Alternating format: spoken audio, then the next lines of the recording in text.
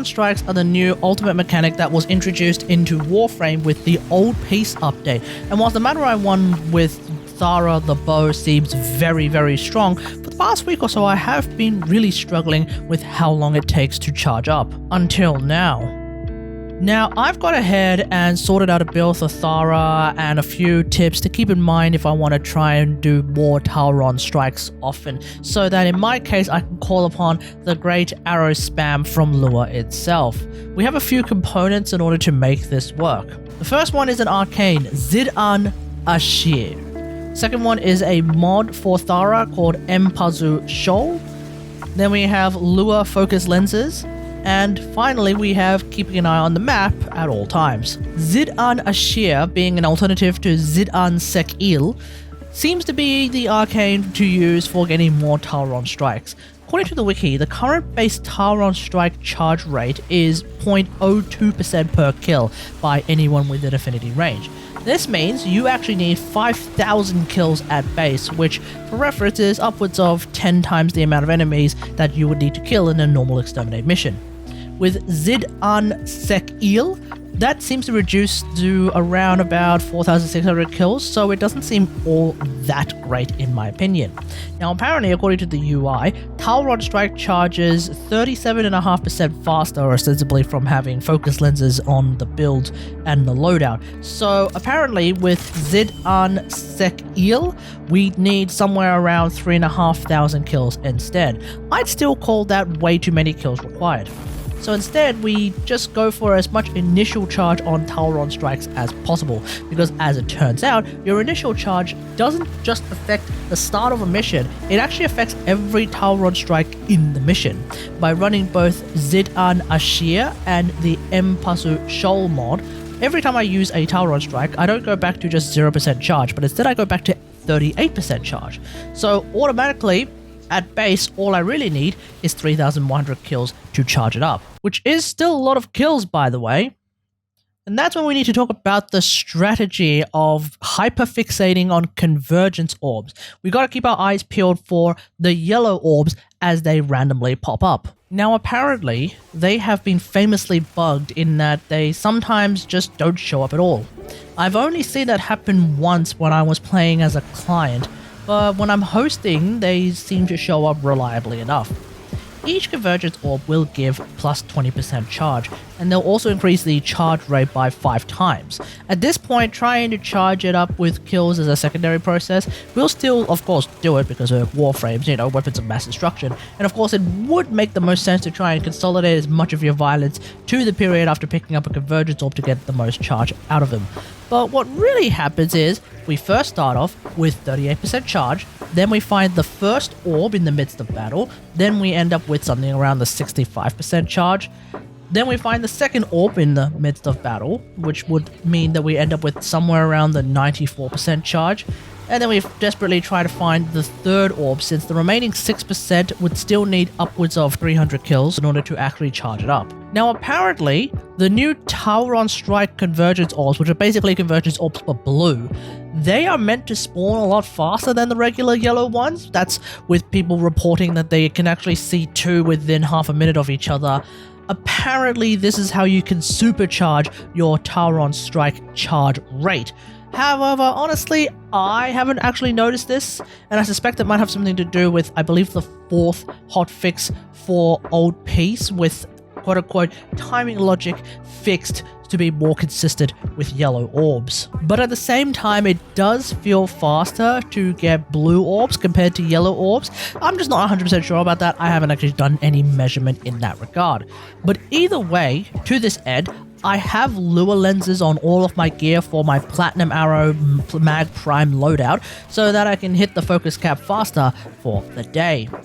And so now, in missions, I'm not only just trying to do the mission, I'm also trying to get a lot of kills, but I'm also, more importantly, keeping an eye out for those flashing yellow or later blue logos on the screen or on the mini-map that of course will point to a Convergence Orb. But thanks to that, I seem to be able to get a Tauron Strike out maybe once every 3 minutes or so.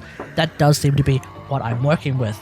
All of this does seem to make the experience of getting Tauron Strikes a lot smoother than before. But but I really do hope that D will revisit how slow it is to get these strikes. I still feel like the charge rate can be changed to something reasonable, like perhaps 500 kills as opposed to 5,000 kills. So for those who are playing at home, that's going from a 0.02% per kill to 0.2% charge per kill. Maybe that should be okay, as that will not only make the process faster, but it can actually relieve some of the emphasis on getting those Convergence Orbs when I have, let's say, 6% charge left. It will also make the charge rate options, I guess, feel more viable. I have seen some chatter about giving operators a significant and meaningful boost to strike charge rate on kills with their amps. I do actually like the sound of that as well, which in turn would emphasize building your operator really, really well. On top of that, when you're fighting in Perita, if you complete an objective, you actually get plus 50% charge. I almost feel like such a mechanic could be extended to other missions. Like, for example, in a mobile defense mission, we could potentially get that up to 3 times per mission. Perhaps in a survival mission, using life support, regardless of whether or not you're already very easily maintaining 100% levels, could also give you like 10% Tauron Charge. Something like that could be very, very interesting. It's a brand new day, and I realized there's one other thing I wanted to talk about with regards to the Thara Tauron Strike, because for Madurai mains, especially Madurai mains like myself, this actually is very synergistic with someone like Mag. So that's of course really cool. We're here in the back room with my wife, my love of my life, Aoi Morohoshi. Hey Aoi, how's it going?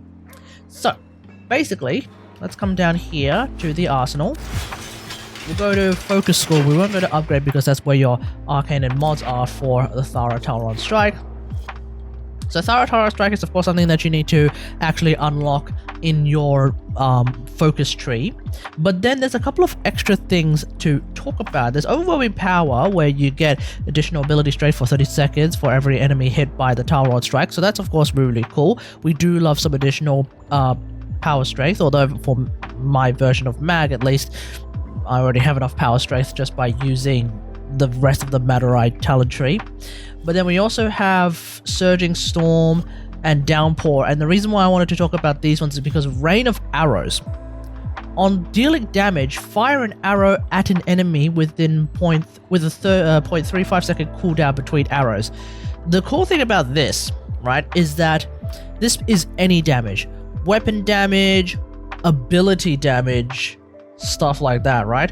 And so you can use this in tandem with a magnetized bubble for regular arrows that just hit everyone, I think, within the magnetized bubble. Don't quote me on that because I haven't really tested that myself, but the main thing is that when I use polarize and that polarized wave comes out, yeah, there's a 0.35 second cooldown between arrows, but the polarized wave is hitting enemies quite frequently, and so therefore arrows are like coming down all the damn time, so we're kind of getting free arrows out of that. So yeah, the Thara Tauron Strike is kind of doubly synergistic with someone like Mag.